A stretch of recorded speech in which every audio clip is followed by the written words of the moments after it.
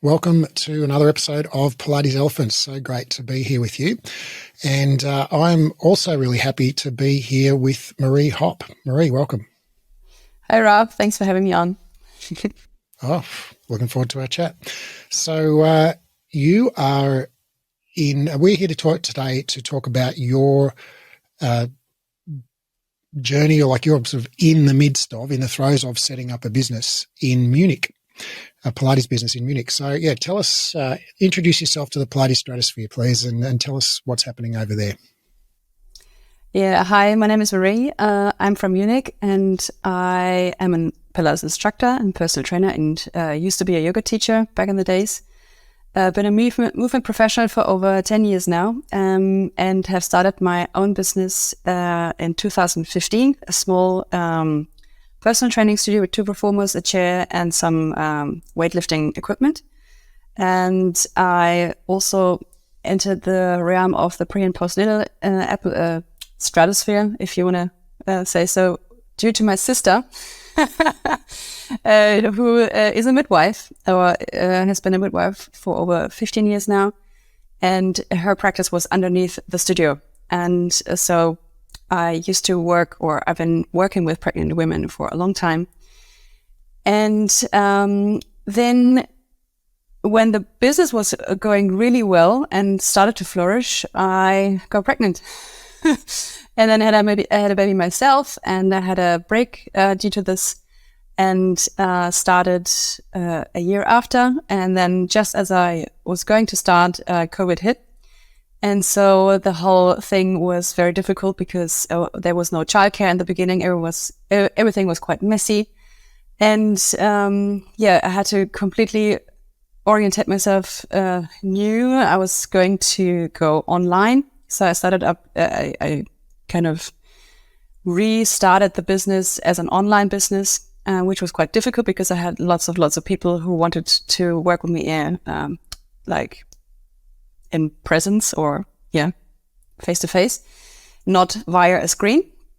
So I had to do the whole marketing and everything from a totally new perspective, because suddenly the whole world was open and everyone could book online sessions with the entire world. So how do you find the people who want to be your clients? Because my regulars, a couple of them stayed, but lots of them are older. So I'm working with people who are like 50 plus or 60 plus, and the pregnant. So I have kind of the variation of age, and the older ones really did not like online so much. Not all of them, but most of them. And it got really hard because I'm a single mom, and the issue with the childcare was the one thing. And then the other thing was that my working schedules, my working hours completely changed. Because I used to do early mornings and late evenings. That was totally my thing, having the afternoon free and to myself. And now it's kind of I have to go back to 9 to 5 really because of the childcare thing. So I take her to the kindergarten, and then I have to pick her up between 4 and 5. And kindergarten's a German word, right? Yeah, it's a German word. Because we use that same word in Australia, but I think it must be the same in Germany, right? You literally say kindergarten. Yeah, or kindy. Yeah. There's a kind of a daycare thing for very young kids, like between 1 and 3. It's called kind of a nursery, and then kindergarten starts at 3. And so there's a positive in the COVID thing, because people have also got on different schedules due to home office. So they're way more flexible. So they come all times during the day, really. And before, it was really the working people came before work and after work. And now they come at any given time when they can take a break. This is quite an interesting development, I think.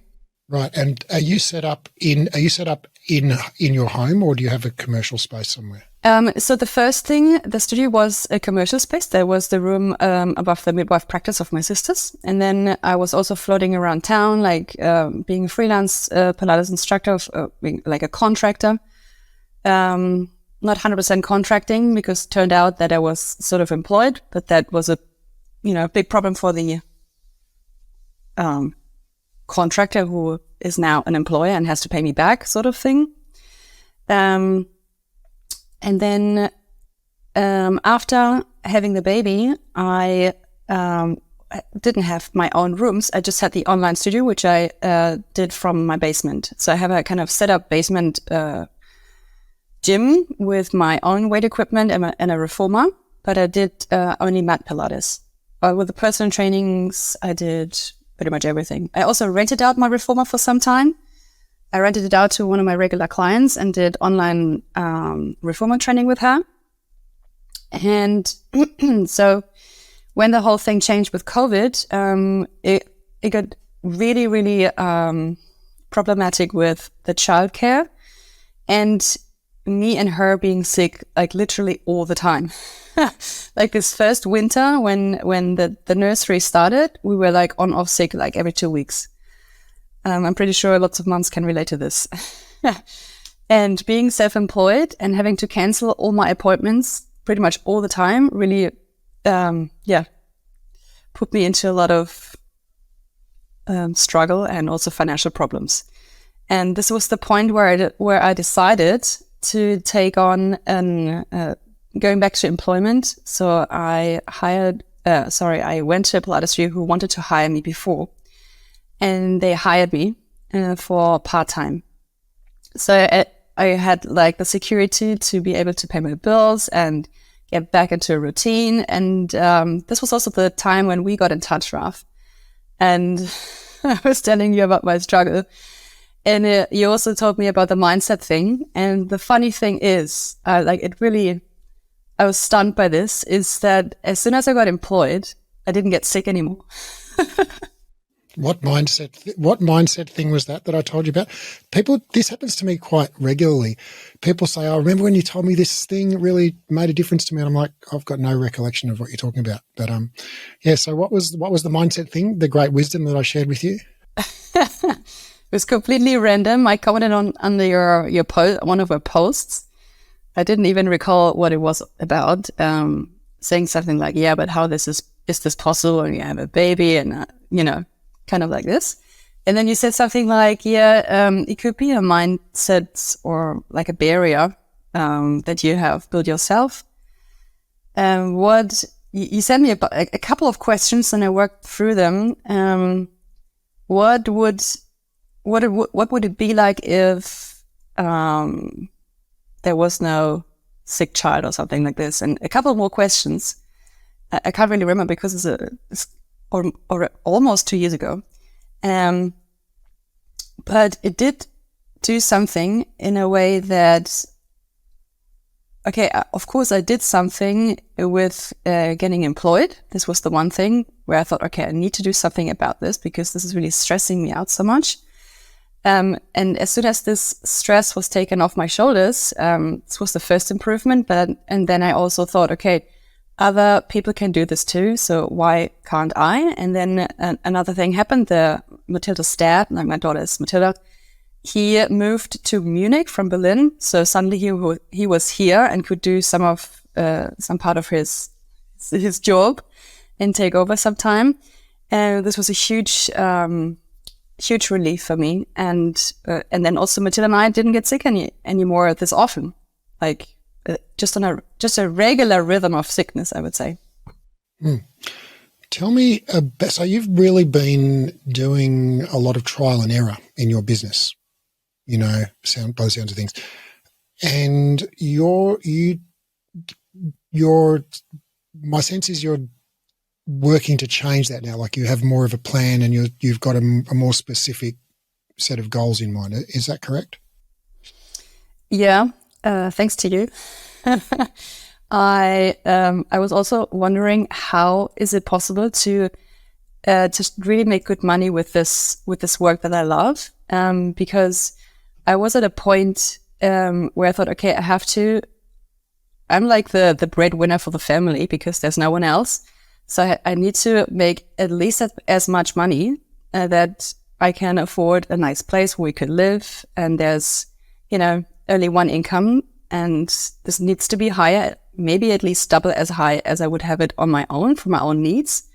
Now with a kid, and so I was at the point to return to corporate because my former career was in travel, in a corporate business travel role, with good money. And I thought, okay, let's move back to IT or something where there's better money. But then I met you, and you said, okay, there's a possibility to make good money with Pilates and personal training as well. You just need to set it up properly and think it through, and with the pricing and everything.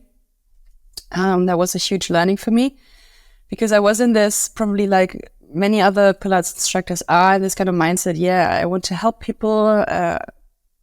This money mindset of, am I taking too much? Is this okay to ask for? This kind of insecurity with pricing, really.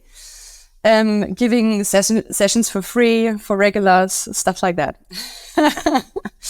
And, then I also got motivated again to stay in the Pilates scene due to new teaching skills that I got through the Pilates Elephants podcast that I implemented straight away, really, with the external cueing and the nonsensical cues. I was kind of analyzing of myself from my formal educations that you get just, I don't know, you just learn them without thinking about them. And suddenly I thought, oh my God, this is something I need to do differently.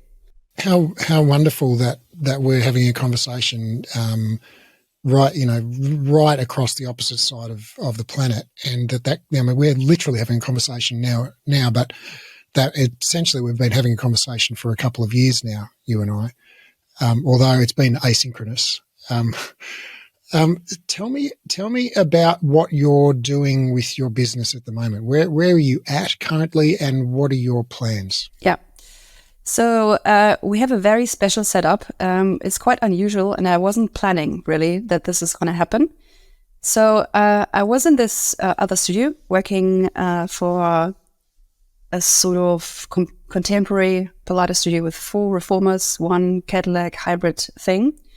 And I wasn't really happy there because money wasn't good, and it was such a small studio. And I told you about this.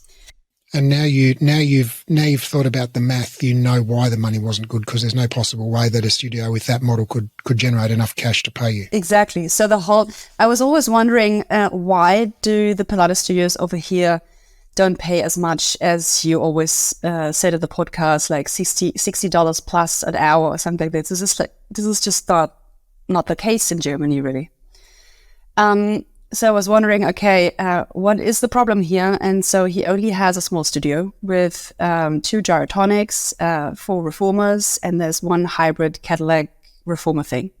So it's basically semi-private personal training, and the pricing is just way too low. And he is in one of the richest area in Munich, like where people probably don't have any money issues at all. And yeah, I was thinking, how can we do this differently? So we had a couple of chats, but he was quite involved in various other things, and he's got a very different concept and very different thinking. I kind of forwarded him a few things that you sent, but anyway, I was then thinking, okay, this is just a station. I need to move forward. I need to find a better place where I can make more money and where I can get more involved in the whole business thing. Also, because this is quite interesting for me. I don't want to be a Pilates instructor for the next 50 years. I really like my job, but I also am very keen to learn more when it comes to business. And so I met, kind of by coincidence, I met a physiotherapist in Munich about a year ago, and told him about my passion and my plans and what I have in mind for an own studio with that Pilates reformer, that this is such a cool thing, and there's not many places here that are really good.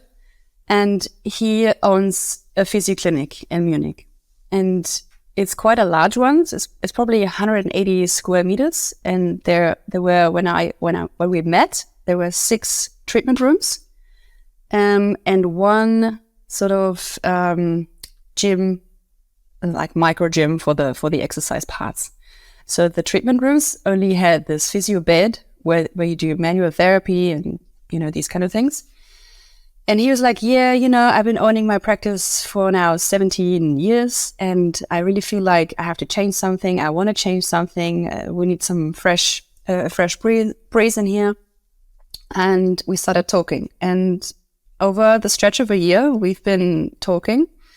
And then suddenly last year, probably autumn-ish, we sat together and had a coffee, and he said, hey, I thought this through like so many times, but I really need to ask you, would you like to set up a reformer studio in my clinic?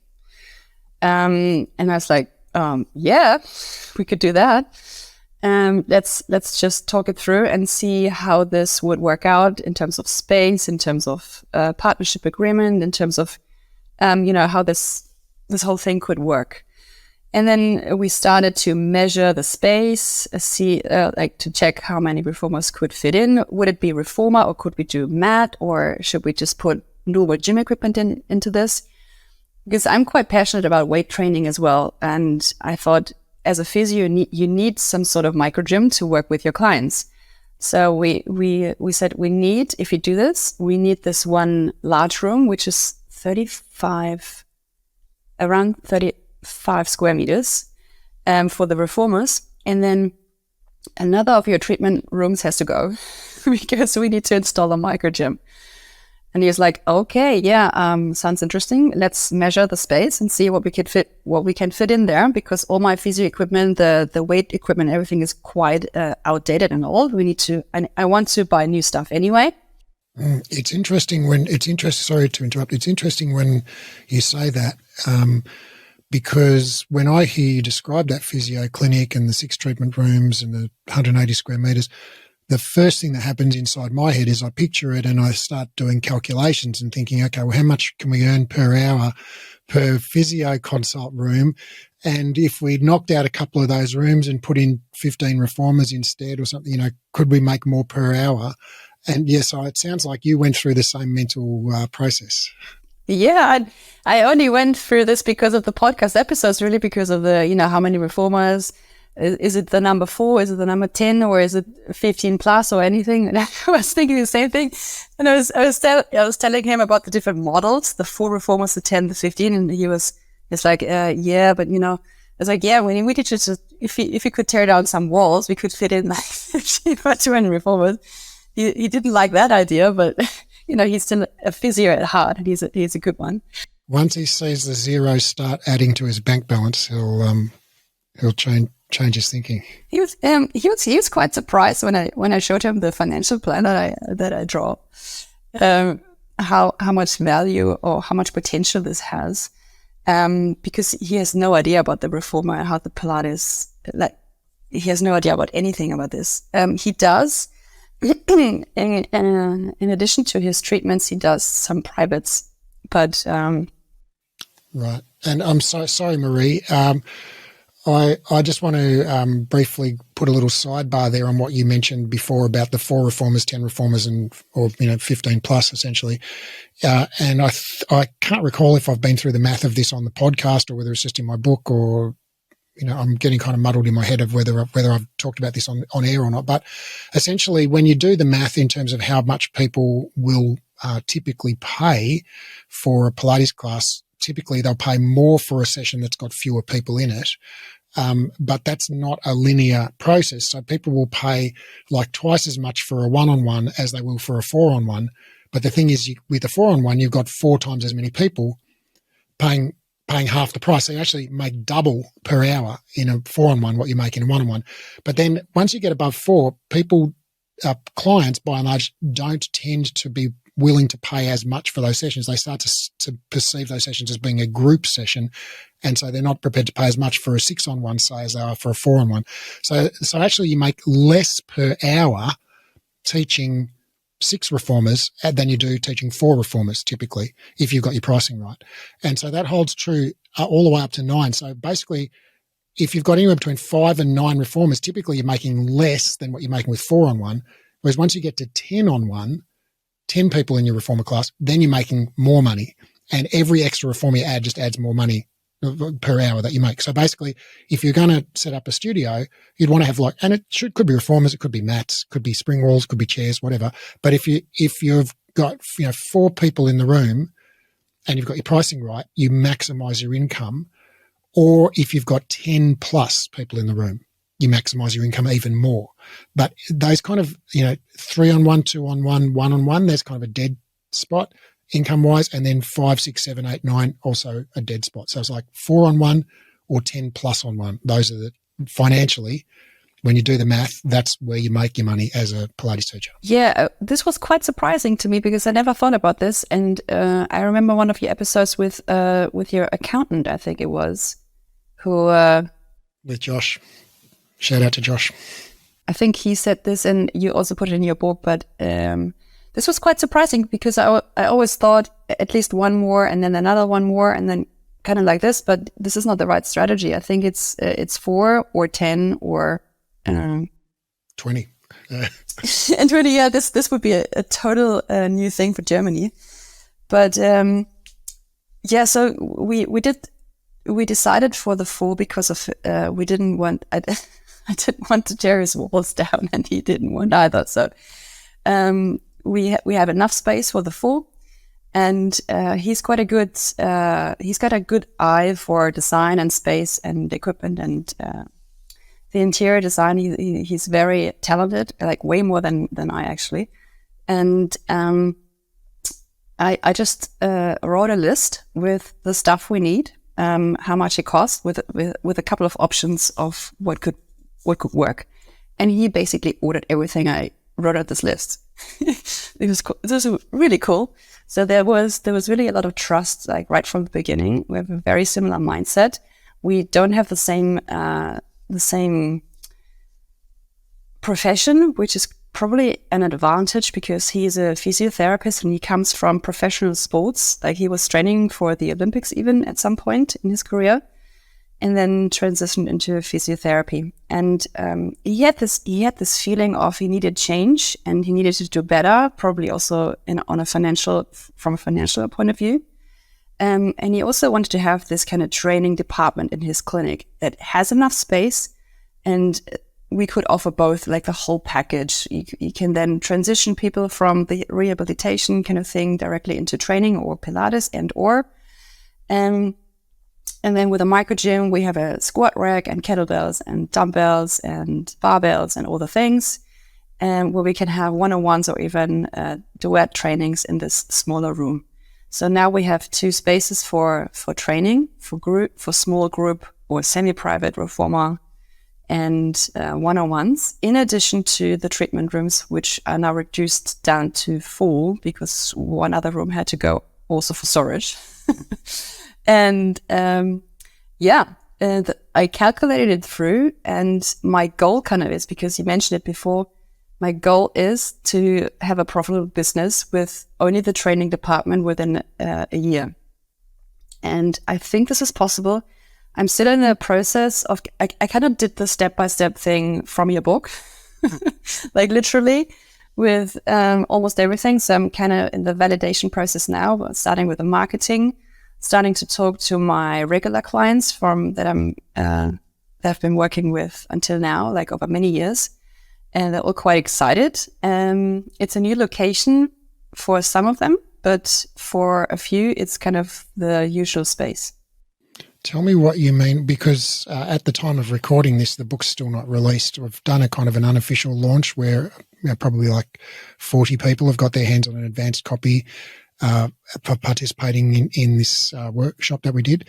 But the book's not actually for sale anywhere yet. So I imagine 99% of the people listening to this, if it's sort of listen to it when it first appears, you probably won't have the book yet. So what do you mean by validating your offer? Yeah, so first of all, I started with thinking, okay, what do we offer? And then it's the thing that we don't offer Pilates, we offer a result. So we the whole marketing thing is designed now for the the result or the afterward feeling and not the process. Like also with the website process now, like I'm doing half of the work with the website and with our web designer and the physiotherapist. And we also say, I always say, I don't want to have these pictures on the website with people sweating on the reformers and doing crazy stuff on them. We need to do this differently. So this is the first thing. I don't want to be in this reformer group selling thing with loads of competitors in Munich doing also stuff on the reformer, where we would compete on price, but we sell the whole package, like the whole. And this is really totally my thing, because I'm coming from the personal training world. But before I became a Pilates instructor, I was a personal trainer. And I did the whole thing with the accountability, like calling people, texting them, asking them how is it going, making a complete training, like workout plan for them with progressive overload. Thank you. And, outlining the program for between 6 weeks to 3 months. And this is now the thing that we also plan for the semi-private group reformer and also for the personal training offer. And so there's a higher price, but it's not the price per session, but it's the price per result or per package that we offer. So when we say, let's take the front end offer that I have installed, the 42-day back pain away challenge that we're going to offer. Great offer. Yeah, I think so too. So it's a 6-week program and people can sign up for it now on a wait list. I'm still not done with the website things. It's a bit of a hassle, but anyway, it will be done next week. And then we start with with a marketing process of the front end of it. We start to explain what we offer and tell them what they get out from this, the value. And I don't know how to say this, but I don't want to explain the pricing really to the client, but more what they get out from this. Do you know what I mean? Yeah. So you're not talking about a session is this much, and when I send you a text, it costs this much or anything. It's like, you will experience this result and you'll be able to play with your kids again, and you will be able to play your sport again, and you will be pain-free, and you will be able to touch your toes and do whatever. Whatever goal it is. Mm-hmm. Exactly. So in this one section of your book, you have kind of the talk through the sales process, which turns out isn't really a sales process anymore, because it's kind of just letting people know what they can achieve with what we offer, and also through their own work. The thing that they have to put in their own time and effort and work, I think, is the biggest part, because from what I've experienced over the years with personal training clients, if they're not in the state of changing things and are ready to put in the work, it's kind of a waste of money. And with a program that is kind of whole in itself, they really get into this new routine, because I think it takes 21 days to change a routine or unlearn something and learn something new. And within those 6 weeks, there's a good chance that they can install the new routine, and it's not a big deal anymore for them to just do it like brushing their teeth. And I think once people understand this, and this is also what I've learned now, is that you don't have any sales conversations anymore, but it's more like, yeah, how do we continue now? You feel much better now. After having done the 6 weeks, you know how it feels to exercise twice a week or even more, how it feels to be kind of guided or helped with the barriers, as the physical as well as the mental barriers in such a process. And I'm still in the learning process of transporting this message, really. This is my current state in this setting up of the business. And then I hope it will fly, like in the next 6 months.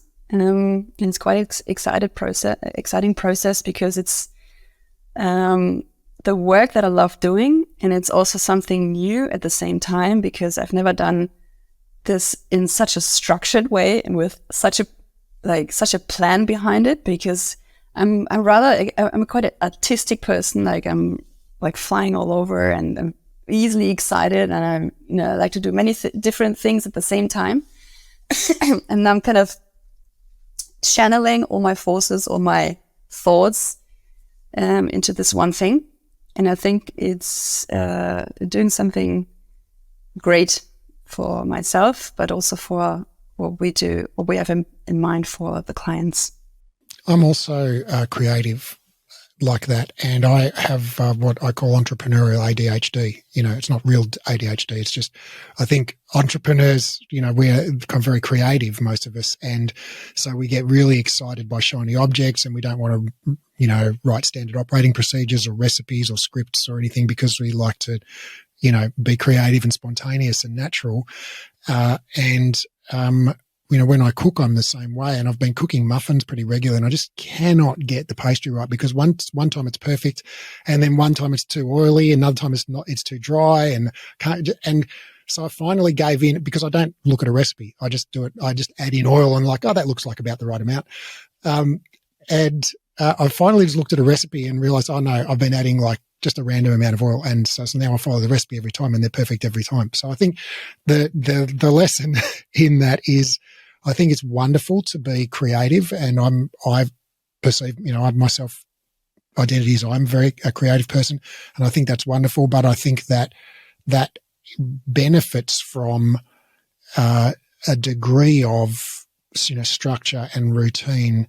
And I think even being creative, it's actually, I think it's often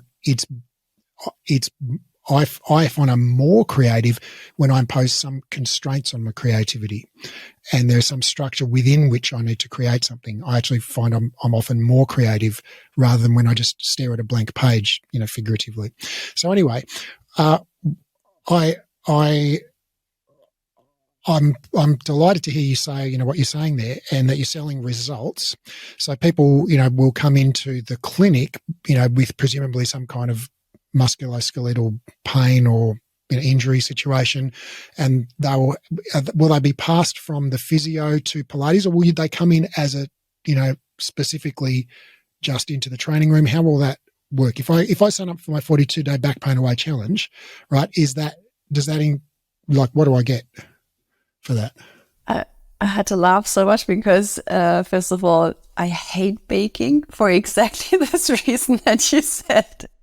Look up a recipe; it's going to change your life. I really hate baking. Like, I'm a master chef. Like, I really love cooking because I can be creative. This is exactly the difference to me. When you bake, you really need to stick to the recipe. Otherwise, it's So with the clinic, there's two things. We have the patients that come in and out every day for their musculoskeletal issues or for rehabilitation after surgery or anything like that. So this is the one part, and the other part is the kind of stream that I'm trying to create as a new thing, because I want to attract people from the outside world, sort of not from the physio part, into the clinic. And this is the marketing challenge that I'm facing, because everyone knows this clinic, or have been knowing this for 17 years in this set space, positioning and everything. And now we add something to it, which adds value, but we need people to know this. So we need to get the word out. We need to do the flyers. We need to Yeah, can I throw in my 10 cents worth here, or what's the current? You use euros, right, in Germany? Yes. Yeah. Can I? Do you have like cents in euros? Like, yes. If I don't want to pay? Yeah, cents. We have cents in Australia too. All right, so I want to throw in my 10 cents worth, if that's okay. I think you've got yes. I think it's yes. Go outside, but you have got a brilliant ascension pathway already in place. You have a gold mine there already. You've got an established business. You've got people coming in with literally the same problem that you solve, right? They come in with back pain or neck pain or whatever, right? So all you need to do is, it's simplicity itself. When that person comes in with an acute episode of pain and they come in to see the physio will sell them their 84-day back pain away challenge, which is 42 days of physical therapy followed by 42 days of Pilates. Mm-hmm. And obviously it's double the price or triple the price or whatever, to account for the physical therapy. And that physical therapy program will be, whatever the success path for a physical therapy program is, 2 sessions a week, plus you do your home exercises, plus, whatever the things are. And at the end of 6 weeks or 4 weeks or whatever period of time the physical therapist thinks is the right amount of time, I would say 4 weeks, 6 weeks, something like that. Then you move into the Pilates phase, right? Phase 1 is we get your pain down, okay? And phase 2 is we strengthen you up and stretch you in all the right places and make sure this doesn't come back. How does that sound? It sounds amazing, and that's exactly what we have in mind. That's going to be so easy to sell. So I think that's where you get your Pilates clients from. It's like everybody who walks in for a physical therapy session, they become your Pilates client 4 weeks later. That's it. That's the plan. That will be the ideal world. I must say that there's lots of older people coming to the clinic, which is not a barrier for Pilates. Of course not. They can definitely go on the reformer. But I also try to get those people in who are living in this area, and it's an area which is it's diverse, but it's also, I'd say, in the more expensive areas in Munich.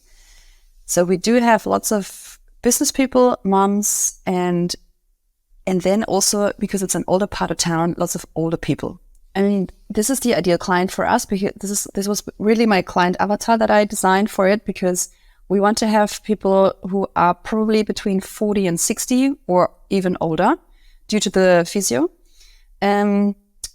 Because this is where people usually have no issues with time and money. So, because beforehand I was always working with moms, and the biggest issue that I have with moms, they've always got a sick 3-year-old.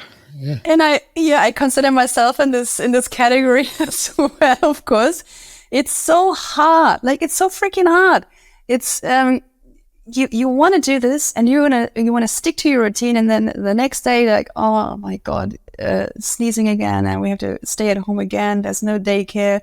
I have to stay at home. I have to kind of reschedule everything. Everything is just a mess. And this is from my perspective as the person who offers services to this kind of group of people, is the same problem. We have the same problem, like, all the time. And with the new project, I believe with people who have not kids, but their kids are grown up, and there's no problem with time and money. People in their 40s, 50s and 60s, their kids are grown up or at least self-sufficient. They don't need child minding or dinner cooked for them every night, etc. And those people have a higher disposable income, because people tend to earn more as they pass through their lifespan. Most 50-year-olds earn more at 50 than they were earning at 20. And so, people like that tend to have, as a broad generalization, more time, like you say, because they're not out clubbing, 5 nights a week, and they've got fewer friends, and, they tend to be more settled in their routines and their lifestyles. So yeah, those are my favorite clients as well. And they are in need of exercise, really. Right. And they're an unfit demographic by and large. Right. And they have aches and pains, plenty of aches and pains, and it's only getting more as they get older. So that's a wonderful target market. So you've got this great plan to get people in through the physical therapy side of things, and also to go outside with some flyers and stuff. So I want to just go back to what you said before, which I asked you about, but I think we got sidetracked, which is, what do you mean when you say you're validating your offer? So validating the offer in terms of, so that we know that people take the offer. Well, how can I explain this the best? You probably can do it way better. So we have this offer, let's say the 6-week back pain challenge. How do we know that people buy this or are in need of this? Or how do we know if the pricing is has just hit the sweet spot where people don't think, oh, this is way too pricey, or this is way too cheap, or something like this. So we starting this up in a very high price segment, and so with validating the offer, we kind of know, or we kind of test who are our clients who want to spend the money, but also who want, how do you say, because this is quite difficult to put, they want to pay the price without even thinking of it, because we tell them what they get out from this. So it's such a no-brainer for them that they don't even think about the investment. Do you think this is the correct way to put it? Yeah, that's a great way of putting it. So you're testing, you're testing your offer in the marketplace. You're basically pitching to people and saying, hey, do you have back pain? Come to our 6-week back pain challenge. And so then how do you know if they're going to say if they would pay you? Like, do you actually, because you said you don't have the website up yet or anything. So how do they stick their hand up, or how do they, enroll? Yeah, this is exactly where I'm at now. So this is the exciting part, because I haven't got the results yet. So we need to finish up this website eventually. This is the plan for this week. So I've been working like very late hours to get this done, so that we can refer people to the offer and what's in there, and then follow up and do the social media thing. Because we do have the social media platform that I have been using with my own business that is staying, because I'm still teaching Pilates in the local community center here for moms and families, that I do like once a week for a whole day, and the rest of the days I'm going to be in the clinic. And so we have this social media kind of channel, and then the one from the practice, which is there's probably only 200 followers or something. It needs to be built like from scratch, basically. And Marie, and so the reason you know all of this, sorry to interrupt, the reason you know all this is because you were kind enough to actually proofread and give me feedback on the book. And thank you for the like several hundred comments that you made, which have all improved the book. And so that's how you got your hands on an early copy. Did I give you my those extra bonuses? Did I give you the extra sales scripts that I wrote? The client getting kit, all this. Did I give you the 71 fill in the blanks ad templates, the Canva Facebook ad creative template, all of that? Did I give you all of that stuff?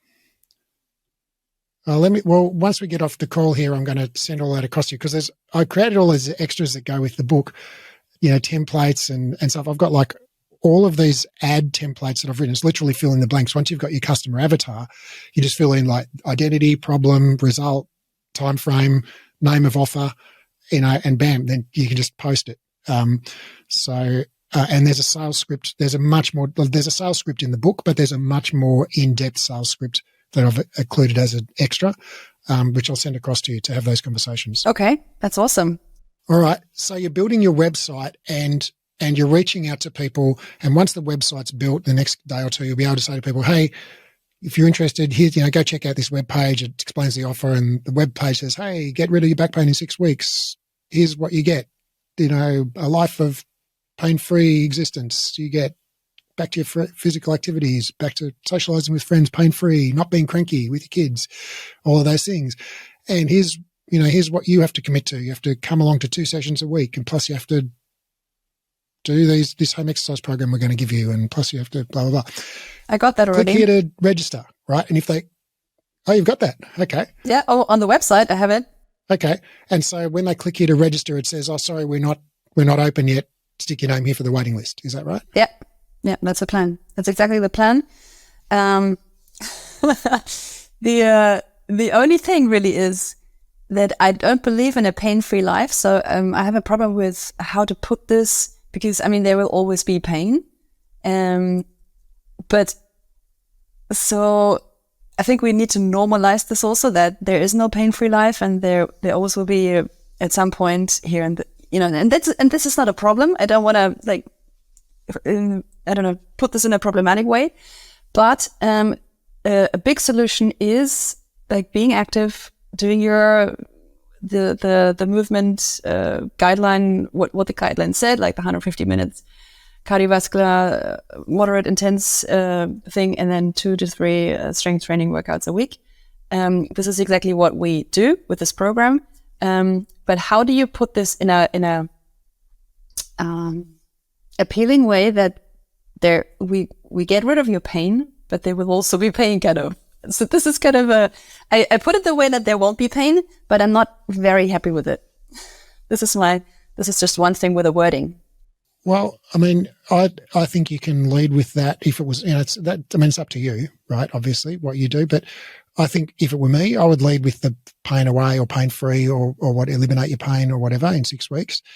And then just in the explanation, I'd say, hey, of course, like, it's not a one-time deal. It's not like you shoot the bullet from the gun once and then you never have any pain anywhere in your body for the rest of your life. Like, that's not how this works, right?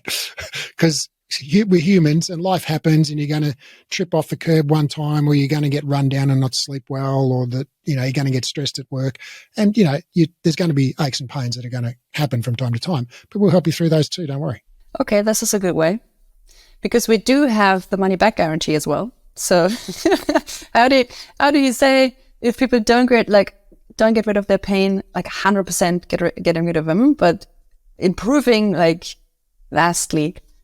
I would go with 100% money back guarantee. We'll get rid of your pain or your money back, because what you'll find is people won't take you up on the guarantee even if they don't get rid of their pain. What will happen is if I come to you and I've got a 7 out of 10 pain, right? And then 6 weeks later, I've got a 2 out of 10 pain, right? I'm going to be delighted. I'm going to be over the moon. I'm going to be like, Marie, you've changed my life. This is amazing. I've told 17 friends about this program. It's so fantastic, right? So I've forgotten that, because I don't actually care. It's like, I know I'm a human. I know that having a small amount of pain is a normal part of life, right? But the pain was it was bothersome before, and now it's hard. I don't notice it most of the time, right? So it's like, I'm delighted with that service. So you won't get people asking for a refund. They go like, oh, you've only got rid of 97% of my pain, therefore I want a refund. No, those people will be your raving fans. Yeah. So it's only going to be the people. Yeah. I mean, the only time someone would be really, I would imagine, would ask for a refund is when their pain hasn't changed, right? 6 weeks later, it's like their pain is the same. That'd be like, no, this doesn't work. This is crap. I want my money back, right? So, but if it's very unlikely that you'll have people like that. If they come and do the program. Yeah, I'm quite confident that this is going to work in just like you described it. And I also have the 6 weeks to convince them. I've been talking to them over 6 weeks. And well, I think the way to convince them is just show them the results. And highlight those results to them. Like anytime they say, oh, my back's feeling better, or I'm feeling more energetic, or whatever, just like draw their attention to the fact that they just said that. That's awesome that you've got more energy, and that you've playing with you got up an hour earlier and you're playing with your kids. That's fantastic. I remember last week when you told me that, how you went and played an extra round of golf. That made me so happy, So just really highlight that to them. And also, and you probably know this already, but do something called future pacing, where you say, like, after you've got rid of your back pain in 4 weeks from now, okay, and we're thinking about what your next goal might be, like, what would that next goal be? Like, have you always wanted to do a pull-up or run a marathon or do the splits, or, will you be happy? Like, once you're just like back to being like able to do the gardening, is that all you want? Right? Will you be happy with that? And we'll just work into a maintenance mode, right? And all of this assumes that we're going to continue to work together. Yeah, and I've been doing this quite successfully in the past with like normal personal training clients, because I see this as I consider this as my job. And, as we start with a why question, like, why are you here? What are your goals? Like, how can we do this together? And then after some amount of time, when they hit plateau, we have like a new chat and talk about the new goal, or is it okay for you? Do you just want to do the maintenance now? Or and want me to do like a supervision session with you, or are you good to, start a new plan or have a new goal? Perfect. And a lot of this stuff comes from personal training. I think personal trainers and gyms often do this a lot better than we do in the Pilates world. But really, there's no reason we can't do the same things that they do. So tell me, because you said right at the start, you kind of alluded to the fact that your money mindset has changed. Tell me how. Well, this is, I can't really highlight one specific moment, because this has been really ongoing since I've been self-employed. It started when it was 2015. I came back from London. I had the idea of how much money I can make from the London pricing, or it's pounds, and it's a huge city. There's 9 million people living there, and there's very rich areas. And I was sort of in the middle of Notting Hill, working with some celebrities also. Did you run into Julia Roberts? No, so no, I didn't. But I was at that door from the movie. So yeah, it's a different scene, because this might be an interesting fact for the world, that in London, or also what I experienced when I lived in Australia, is people are way more affiliated or keen to have their exercise routines. Like everyone has a gym membership, or goes to a Pilates studio, or does something. And in Germany, it's quite outdoorsy, and it's not normal for people to go to gyms. I wouldn't say, like, for maybe 20%, it's their thing, and that's totally cool. But the vast majority, they are in clubs, like sports clubs, playing soccer or team sports or anything like this. So I returned to Munich and having this idea, yeah, everyone wants to do this, and this is such a great thing, and I can ask for this and this amount of money. And then I came to Munich and talked to different people, and had to kind of adjust myself culturally, because I was living abroad by this stage for about 6 years or so. So I was totally out of the Munich bubble. And I started talking to my sister and with the pre-postnatal people, and then also, what do other personal trainers ask for in Munich, and how much is a Pilates session? How does this whole thing work? And people were like very, so this is where my money mindset problem started, because people were like kind of setting me like a boundary. You can't ask for this much if you're just starting. No one knows you. So kind of, I got this from other people, really, I would say. And I wasn't smart enough to do my own research, or I wasn't confident enough, really, because I was a new Pilates instructor. I mean, I was working by then for 2 years in London, doing dynamic reformer and everything. But so the first thing started with, yeah, but you don't have a comprehensive Pilates education. This was the first thing that I heard. So I started to do the BASI comprehensive course in Munich. And then afterwards, I didn't feel more confident. Of course not, because, this is just another certificate. And I didn't learn much more, really. I just learned how to train people on the equipment, because everything else I knew already, and it wasn't really like mind-blowing. And then I started, okay, I just get various different legs to stand on to start with. So I started the studio above the midwife practice to get the people in who come to the practice, kind of same idea as the physio clinic now. And then get my name out there, teach for various different studios, do some freelance work, and see what people pay and also what people charge.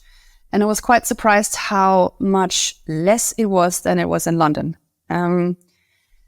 Until I found out that there are very specific personal training studios, not Pilates studios, but personal training places who are kind of the deluxe luxury kind of elitist places, where they pick up the celebs or the people who, I don't know, have like a 6-figure income that no one of us could imagine back then.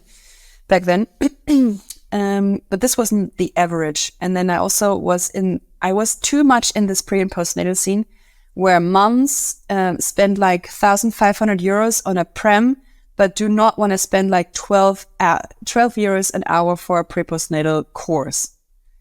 And it was totally ridiculous. So in the beginning, I was in this price discussions with people who were saying, does this course get paid by my health insurance? Because in Germany, we have the health insurance problem that the public health insurances pay for some of these courses or support some of these cost fees, the fees from those courses. And as soon as you start discussing price with people, you're fucked. Sorry. But, you're totally in this thing. I can't ask for this much because then there's no one coming to me, blah, blah, blah. So I thought, okay, this needs to be different. So I reduced my fees, but only to my pain point that I calculated that I really need to have to be profitable.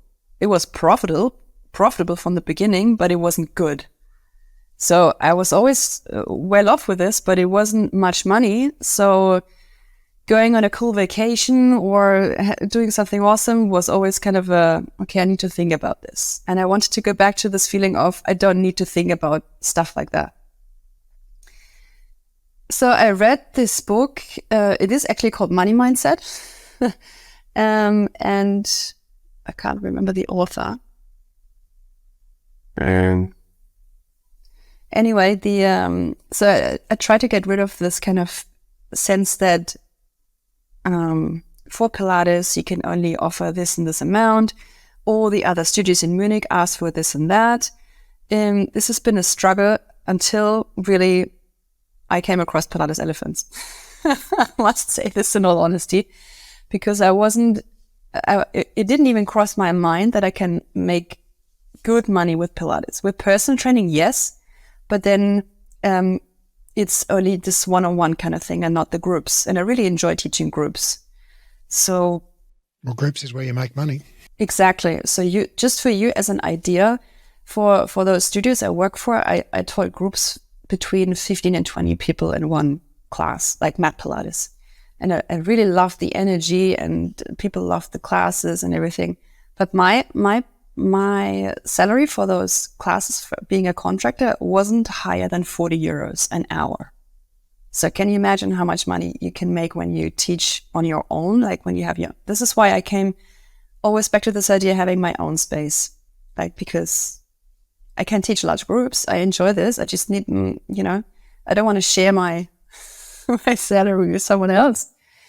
And I just loved the dynamic reformer thing that we did in London because of the group of 10, we had 10 reformers, the atmosphere, the people, the style of workout, because I just really like the loading aspect of the reformer, not just body weight and gravity, but also the springs and the different variations of movement. We had the dumbbells with the reformers. It was kind of the KX version in London that you have in Australia. Like very pumping with music and energy and everything. And there's no such thing in Munich. So my ideal goal always was to set up a studio like this, in this size also. And I didn't get to this until now. But what was the original question? I digressed. How has your money mindset changed? So you when you came back from London in 2015, you had what you subsequently decided were unrealistic expectations about how much you could earn, because you were like, people are paying this much in London, and therefore, they'll pay this much in Munich. And the attitudes were different amongst the clients in Munich and also amongst the instructors in Munich. And you were also given lots of boundaries around, you're just a new instructor and you're not comprehensively trained. And there's all these other reasons why you can't charge, as much as you would like to charge. So when did you let go of those ideas? Probably last year when I did like all the digging with due to some of the breath education and Pilates Elephant podcast episodes, I was wondering where this is coming from. I talked a lot about this with my parents because my dad is an entrepreneur, or has been. He's already found 2 companies now. The latest one just last year, and he was also saying, we charge 1,500 a day for servicing IT, blah blah blah stuff, and no one talks about the cost of this. Not really. We just set the price, and we know that we're worth this amount of money for the maintenance or service charging. I was like, yeah, but it's IT. Like, yeah, but you're an exceptional trainer, so why can't you ask for more money? And you always tell us how much you love your work and how good feedback you get from your clients and everything. And you've been working with people some of them for over 7 years now. So why don't you think you can't? Sorry, I now remember actually a key moment. I was working out with one of my regular clients. We were running through the park, and he was like, "Marie, when are you raising your prices?" It was very embarrassing, actually. You need to raise your prices 5 years ago when your clients ask you when you're going to raise your prices. He's also a good friend, and he's also an entrepreneur. So he was like, "Marie, you should raise your prices." Yeah. And so here's a thing that I think a lot of Pilates, I'm certain almost all Pilates instructors struggle with, is the notion of charging, more than what they personally would pay. And because most Pilates instructors don't make much money, it's like to pay €100 or whatever for a one-on-one session feels like a lot to them, because that's like maybe most Pilates instructors might only make €30 an hour. So €100 is like three and a half hours work, for them to do a one-on-one session, right? They'd have to work for 3.5 hours to earn that money. Whereas for somebody who makes, €200 an hour working as an ad executive in some big corporation, right? €100 is a half hour's work, right? So it only represents a half hour of their time, which is for somebody who is, so that's the equivalent of a Pilates instructor spending €15, on that same service. So the amount of, the amount of labor that represents to that person is the same as what a Pilates instructor spending €15 on a class would be. So it's like Pilates instructors, I think, would really benefit from thinking about this way, from the perspective of, okay, relative to how much this person earns per hour, how many hours would it take them to earn this session that I'm charging them for here? It's like, it'd take them 15 minutes to earn that money, right? So yeah, I think we often think of things through our own perspective, which is natural, but bear in mind that you are not your client, right? Most of the time, dear listener, your clients by and large shouldn't be like impoverished Pilates instructors. They're not a good market. Your clients should be like, people who can afford to pay high prices. Yeah, I now remember the podcast episode that did also, and I discussed it with Peter also, because we kind of had the same discussions about pricing all the time. Peter from London, and shout out Peter. Yeah, shout out Peter Plurkin. Leslie, what's her Instagram account again? Because I've been following her, and the whole calculation part from what you should start from what you want to keep, and then do the calculation kind of downwards. And I always did the other way around. And this was also something, when I started to calculate it the other way around, I felt way more comfortable and also confident to ask for these prices. I don't know what it did for me. And also, I really must say, being a single mom, I have to make a certain amount of money, and I want to make a certain amount of money, and I think I'm worth it. Like, my work is worth it. And then it comes to this thing, it's not about me, it's about the client. This is the other aspect.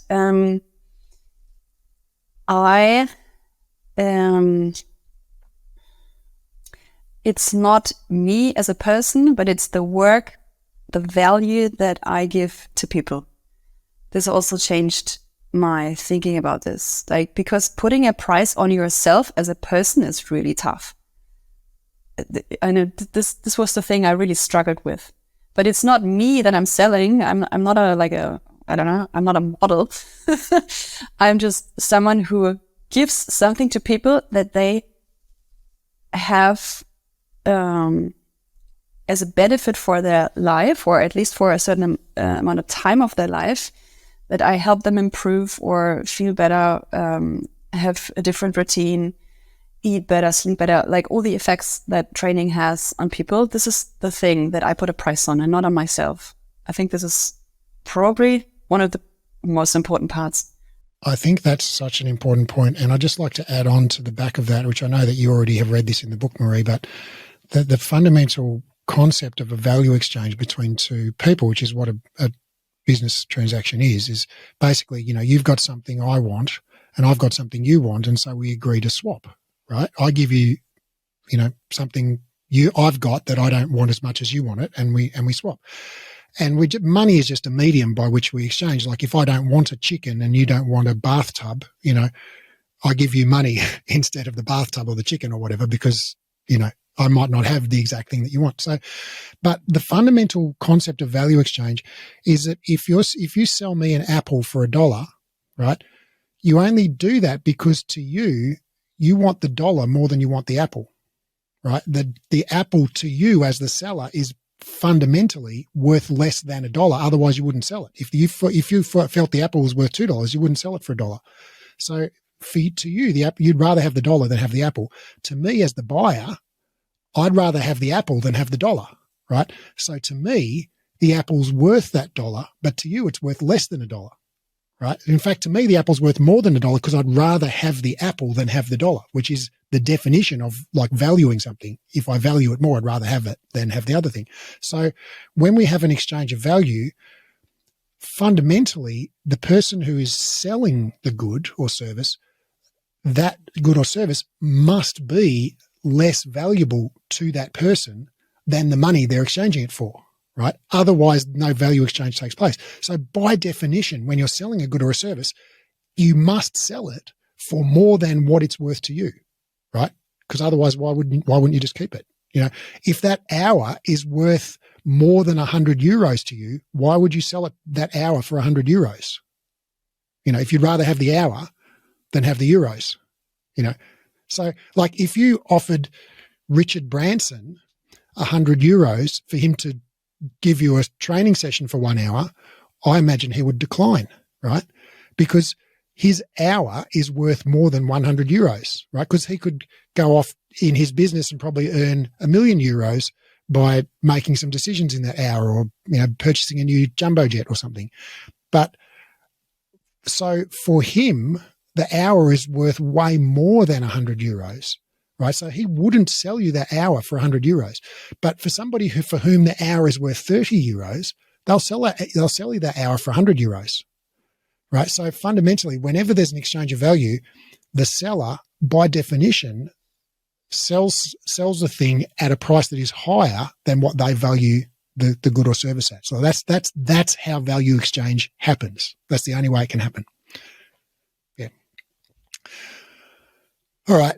So this is a very exciting time. You're basically just about to launch, and so you're going to validate your offer like this week, really? Yeah, next week probably. And so if that goes well, so people will either, by validate it, people will click through and say, okay, I'm ready to buy it. And if they do, then that that's something they want to buy. And if they don't click through and say they want to buy it, then you have to try and adjust the offer a little bit, change the price, change the headline, change the, something about it, and then try again and keep tweaking until you get people going, yeah, that sounds awesome, I want to do that. And then you put it out in the marketplace and start putting flyers in letterboxes and on street corners and posting on social media. And there's one interesting thing that might be interesting, and I also would like your opinion on this. There is something very weird in Munich, or probably through the whole of Germany, when it comes to personal training. There's a difference, or people or studios differentiate their service in a way that, it's personal training Pilates, or it's personal training XYZ weightlifting. So when you come to Munich and you want to go to a personal training session, Into a Pilates studio, you pay around between 70 and 80 euros for a personal training for an hour, which is very cheap. When you go to a personal training studio or into like a fitness club or any sort of bigger facility,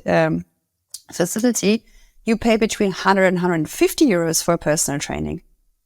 So this is so strange. I never understood this principle, because it's the same hour, it's the same kind of outcome, because they have personal attention, they work their bodies, they have a personal conversation, they might have a plan. Maybe it's because in the Pilates studios there's no plan, because I have never seen a Pilates instructor outlining a workout plan for a client. They just do the session.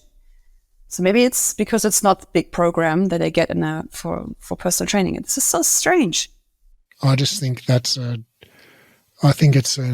limiting belief on the part of the Pilates studio owners.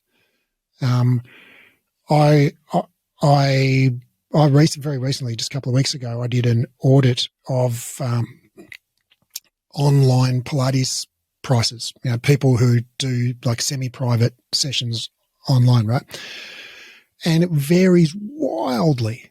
There are people charging 5 times what other people are charging for the same thing. So strange. So, and so, are those people like 5 times better Pilates teachers? I doubt it. I doubt they're 5 times better, right?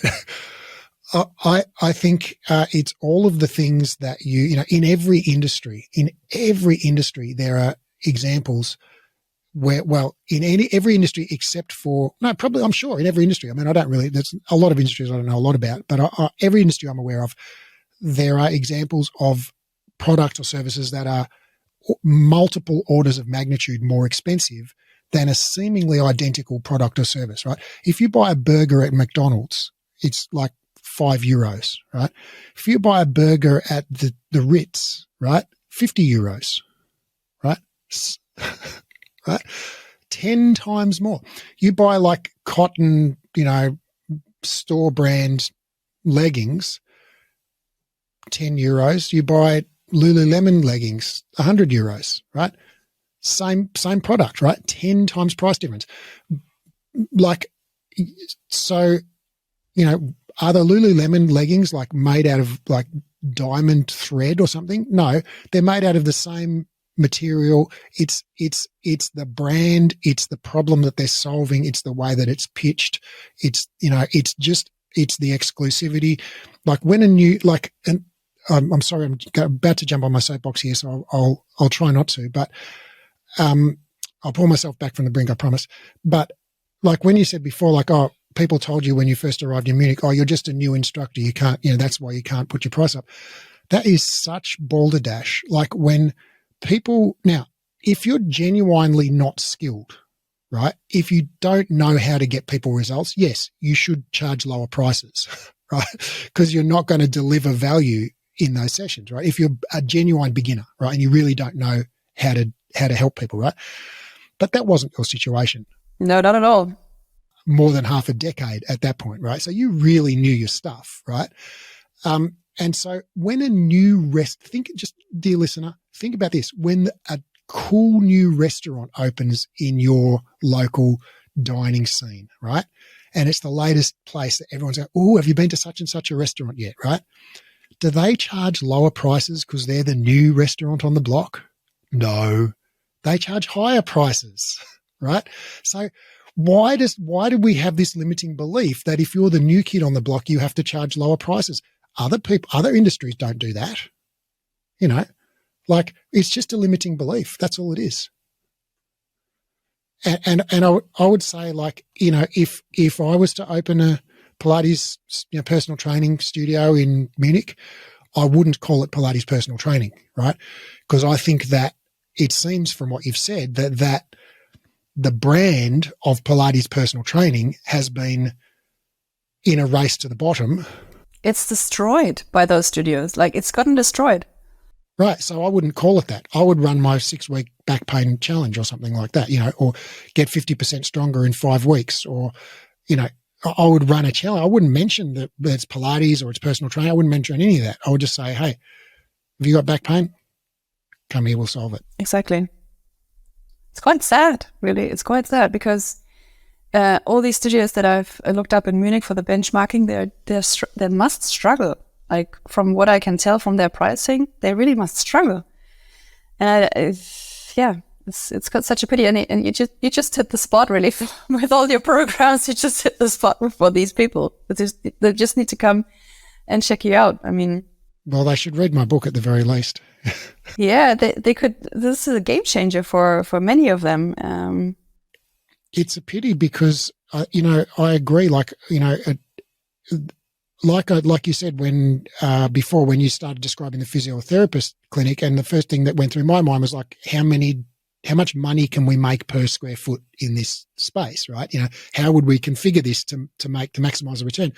When I look at Pilates studios on Instagram or on the web, when I'm looking around and I see some giant, big, spacious room with tall ceilings and beautiful light, and there's like a reformer, and then 10 feet away, there's a Cadillac, and then at the other end of the room, there's a chair or a gyrotonic or something. It's like, I know that place doesn't make money. It can't possibly make money because you just can't fit enough clients per square meter in a space like that in order to make unless you're charging like $400 an hour. Unless you own the place or something, the building. But even then, right, if you own the building, you could rent the building out to an IT company. They will pay you 10 times. And rent for commercial buildings in Munich, probably also in Australia, are really high, like really expensive. The rent is crazy. Yeah, so I think that a lot of the Pilates world is in what Alex Hormozi calls entrepreneurial poverty because of a few really basic mindset, money mindset things like you've described, but also just some simple skills that are lacking for people, like how to price your services correctly to make money and how to promote yourself so you stand out to your clients, so you're not seen as being interchangeable with, the 10 other competitors that they also saw on a Google search, So I think these simple skills, it's like for the want of the kingdom, the kingdom was lost, and it's like such a simple set of skills that people could learn in half a day, but it's like people spend decades running businesses that barely scrape by because they don't know these simple things. So read my book, folks. Look in the show notes. $4.99. I agree. And then one last aspect on exactly that point. I'm not sure if it's the same in Australia, but the licensing centers for Barsi, Stord, and all the big players, you name them, at least in Munich, they have the license, and the studio kind of compensates the loss from the bad business plan or the business model with having the licensee incoming. So what they do, they have an unprofitable business, but then they have the license from Stord or Barsi or something, and just make up for it with more work, like tons of hours, with educating new teachers, but not making money with their own classes. This is so strange. It is so strange and so dysfunctional, and it's exactly the same in Australia, and it's exactly the same in the US, and I'm very confident it's exactly the same in the UK. And I used to be that person, right? I had a studio here in Melbourne, and we were a Stop Pilates licensed training centre, and I was the instructor trainer there, or one of the instructor trainers. And so we used to teach, I used to teach clients all week, and then on Saturday afternoon and Sundays, we'd teach the Stop Pilates trainings. And that exactly for the reason you described. Now, also we wanted instructors for our studio, but basically to supplement our income stream because we weren't making enough during the week by teaching classes. And so, now those days are long gone. That was a decade and a half ago. And I've learned a lot since then, but the problem now when I look around and see exactly what you described, Marie, is we've got people who are running essentially an unsustainable business that only can scrape by because they're teaching teachers, right? These are the people teaching the teachers to run an unsustainable business as the next generation of Pilates instructors. Exactly. Like teaching them this unsustainable money mindset from the beginning is awful. It's awful. It's a systemic problem. All right, folks. Go read my book in the show notes. Marie, we'll put a link to your website. If anyone is listening in Munich and you've got back pain, you know where to go. Marie, it's been awesome talking to you. I always enjoy our conversations, and I'll make sure to send across those extras from the book, the ad templates and the sales scripts and things like that for you. Yes, I will read them right now, please. Awesome. Thank you, Raph. Thank you, Marie. See ya.